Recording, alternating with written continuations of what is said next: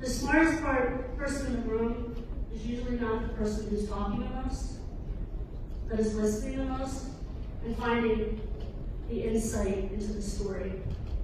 That's what brings collaboration and people along. By and large, we don't know how to do that. We know how to hear. We know how to listen sometimes. There's all kinds of reasons we get distracted and why our subconscious brain takes over and we chase the wrong story. It's human. You have to have a way to know how to get to the other side. And by the way, this is simple, but not easy. This takes practice. I play golf. I picked it up at 41 after my auto accident. The first golf course I went to tried to tell me 12 things that I needed to change. I thought I was a pretty natural athlete, so I'd ask this freaking golf course, what are you doing with me? And I was like 110, 105 on the golf course. And then my dad introduced me to somebody who taught me the course. He said, you need to know 5 things. I probably remember 4. Your grip, your setup, the backswing starts with your hips, and you come down, starts with your hips. I became a 12 handicap golfer. Less is more. So, the 6 questions are all you need. Believe it or not, if these are the only questions you could ever ask to listen well, you would get more of the story than if you asked all your pointed questions. Now, do I believe these are the only 6 questions you're going to ever ask? Certainly not. But foundationally, start to pay attention and watch what happens when you ask these 6 questions. And here's my final story.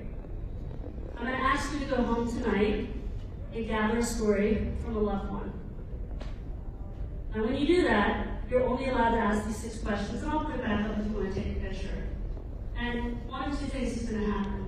The people that you love are going to look at you, and now I'm talking about the women in your life, so let me just be fair. And she's going to go, what were you up to today? What are you doing? That just means you suck at listening, and you're trying to solve problems, instead of listening to understand, to get people to move in the direction you want them to move. Or you're going to have the kind of conversations that game change with your children, with your spouse, because you're going to get more deeply connected to them. When you do this in business, more gets done.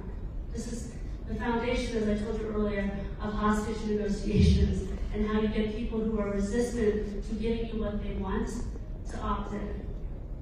So about a year and a half ago, I was with the sales team and we practiced these 6 questions. I sent them off to get the story of a loved one. Day 1 of the workshop, day 2, they came back. There was a gentleman by the name of Jeffrey. And he came back and said, we were debriefing the exercise, just like I wish I could do with you tomorrow. And he said, this didn't go so well at first, but it really turned out pretty okay. And I said, well, what happened? Take me back to the beginning. And he said, well, I talked to my nephew, he's 11 years old, and he said, I asked him how his day was. And he said, it wasn't great. I didn't get the basketball shoes I wanted. And he said, tell me more.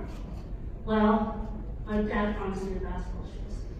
My dad breaks a lot of promises. He said, well, how did that make you feel? He said, well, I'm really disappointed. I'm hurt. Dad's not around as much as he used to be. Mom and Dad are going through a divorce. It's not easy. And he said what opened up was a 45-minute conversation with his 11-year-old nephew like he had never had before.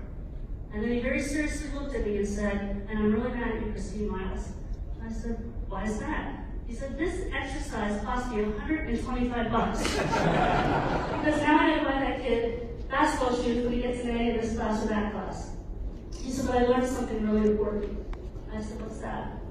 He said, it's never about the shoes. You should always be looking for the dancing and walking bear.